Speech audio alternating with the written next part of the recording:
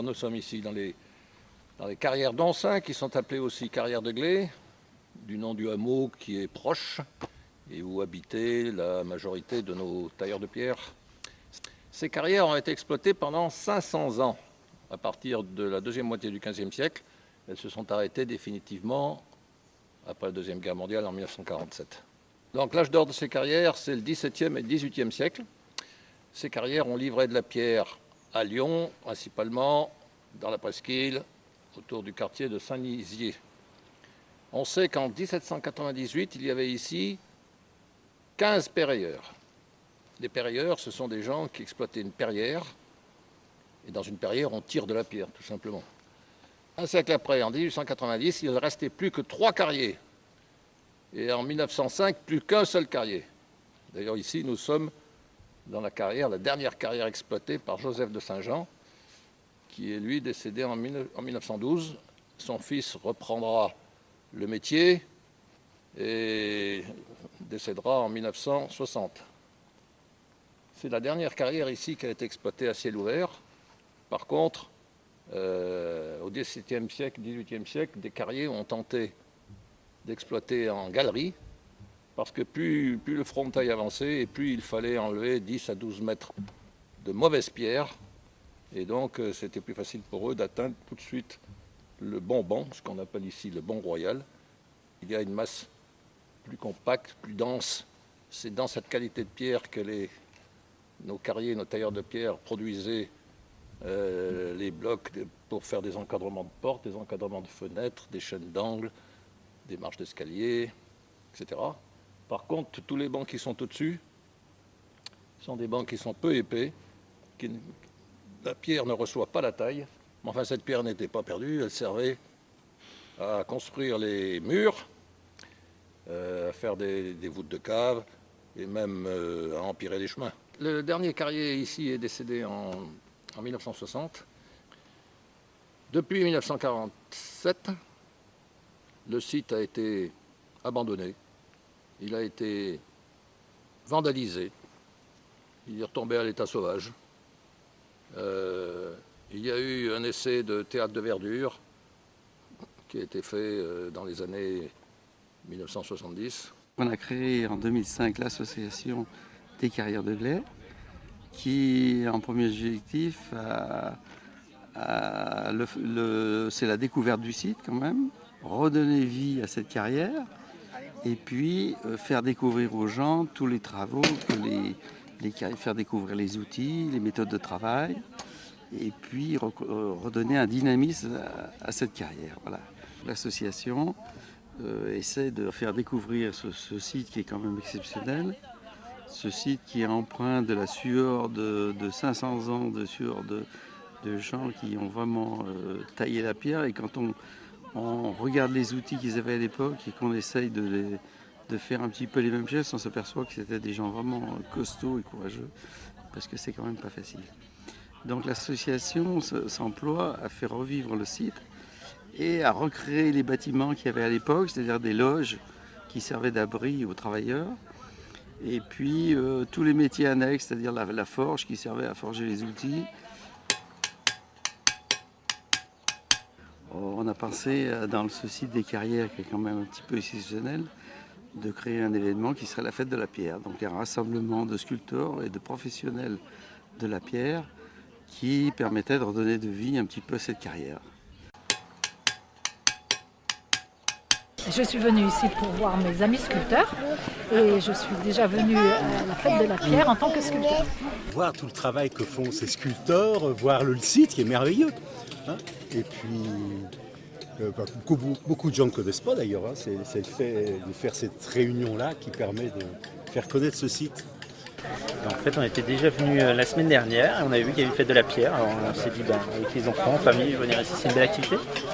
Pour voir le site, parce qu'il y a beaucoup d'édifices qui sont montés chez nous en pierre jaune. Donc on vient voir la carrière Pour voir les sculpteurs et puis pour que ma fille essaye de sculpter.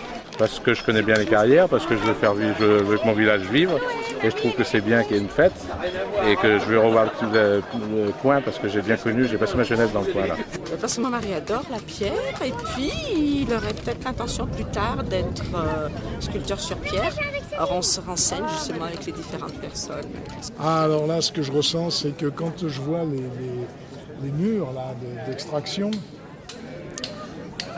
j'imagine le boulot dur que c'était pour les gens qui travaillaient à cette époque, qui n'avaient pas les moyens mécaniques qu'on a maintenant, donc ils travaillaient à la main, avec les outils qui sont exposés à droite à gauche, ça devait vraiment être dur. Il y a beaucoup d'émotions en fait dans les œuvres qu'on voit exposées, et puis on se dit que en même temps c'est beaucoup de travail et c'est en même temps accessible si on s'inscrit à un cours par exemple.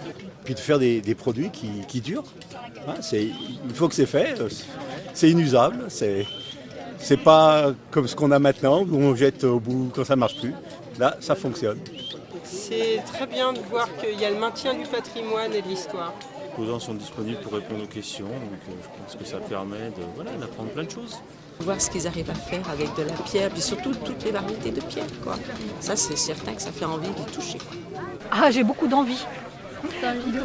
Envie de sculpter. Eh oui. Je suis admiratif et je souhaiterais ne pas avoir de main gauche, être plus adroit et faire la même chose, quoi. C'est beaucoup de travail, ils ont beaucoup de mérite, ils ont beaucoup de talent. Et je trouve que chacun est différent, il y a des techniques différentes. Et je trouve que le travail qui est présenté permet à plein de catégories de gens de se retrouver dans le travail qui est fait. Je suis impressionnée parce que je me sens très incapable de faire ce genre de choses. Plein de nostalgie. Hein. Puis je suis dans le bâtiment en plus, alors je connais un petit peu la construction, etc. Et c'est passionnant.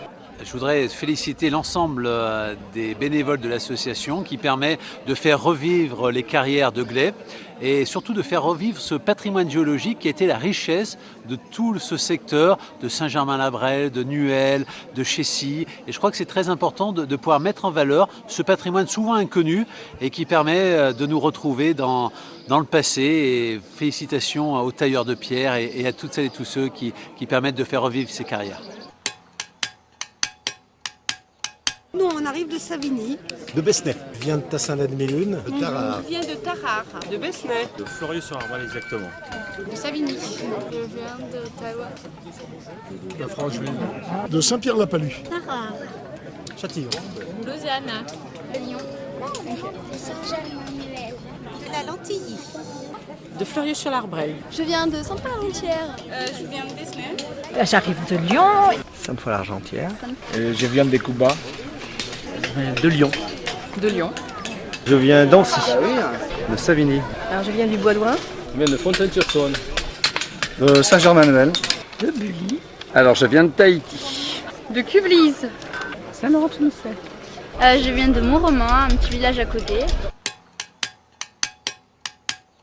Alors il faut bien différencier les métiers de la pierre. Dans les métiers de la pierre, il y a 3 métiers différents. Il y a le tailleur de pierre qui extrait la pierre, il y a le sculpteur et il y a le graveur.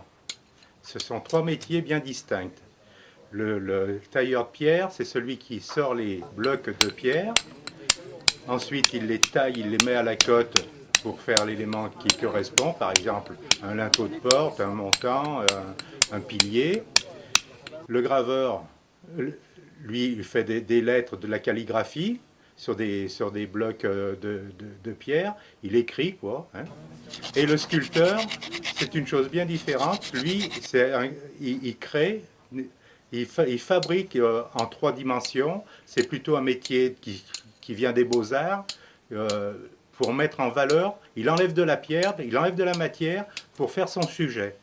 Le métier, c'est une passion, c'est resté une passion, mais c'était déjà le métier de mes parents, de mes grands-parents, c'est héréditaire. Je suis né dans un tas de cailloux, alors j'y suis resté. Je suis sculpteur amateur et je fais ça vraiment pour le plaisir, pour le défoulement que ça peut procurer et aussi surtout pour de trouver ce que la pierre peut nous raconter, nous montrer? C'est la taille de pierre. Alors, la taille de pierre, c'est, on va dire, quelque chose à base de rigueur, quand même, puisqu'on a des tracés tout à fait géométriques. On commence par une table à dessin pour définir un projet. Et puis ensuite, ce projet va aboutir à une réalisation on va dire, conforme au dessin. Donc nous, c'est on peut dire un secteur plutôt bâtiment en général, escalier, chaîne d'angle, porte-fenêtre, cheminée.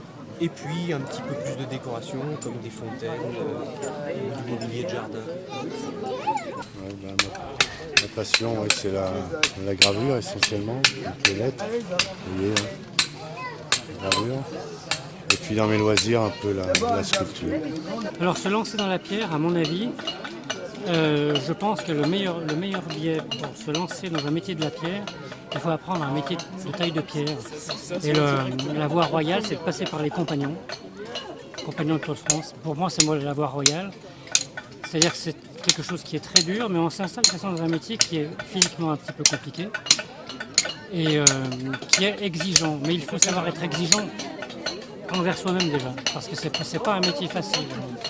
C'est pas un métier facile, il faut être exigeant envers soi-même, de manière à pouvoir donner le meilleur pour ses clients. Vous avez à la fois l'apprentissage de l'intelligence du geste et l'intelligence de la manière de mener son travail. C'est deux choses un peu différentes. Eh bien qu'ils y aillent, parce qu'au niveau manuel, c'est très bien. C'est un beau métier. C'est difficile à en vivre, mais si vous persévérez un peu, vous allez y arriver. Et si vous avez le sens donc, de faire soit de la taille de pierre, soit de la sculpture, faites-le. Allez-y. Et n'hésitez pas à aller voir des professionnels et puis renseignez-vous, suivez peut-être un petit stage, quelque chose. Essayez, tapez dans la pierre aussi. Beaujolais candidate auprès de l'UNESCO pour obtenir le label Géoparc, qui n'a rien à voir avec un parc d'attractions. Hein. C'est une région qui souhaite valoriser son patrimoine géologique. Ce qui est intéressant dans la démarche Géoparc, bien sûr, c'est qu'il y a une dimension internationale, il y a une reconnaissance internationale d'une région, de son patrimoine, de son terroir. Cette labellisation Géoparc est susceptible d'inciter un tourisme international. La démarche Géoparc, c'est bien sûr aussi quelque chose qui va favoriser les associations réparties sur l'ensemble du territoire, qui se servent du paysage, de la géologie, de la pierre, du patrimoine, de l'histoire, pour offrir au public une culture, un savoir, etc. Je voudrais féliciter, surtout remercier l'association qui a su faire revivre les carrières de Gley par une activité, l'activité de la pierre. Et ça permet également en même temps de mettre en valeur ce site qui est tout à fait exceptionnel. Tous ceux qui ne connaissent pas le site de Gley peuvent venir parce que c'est un site où il se passe quelque chose, où il y a un esprit, on sent l'histoire et le poids de l'histoire à cet endroit.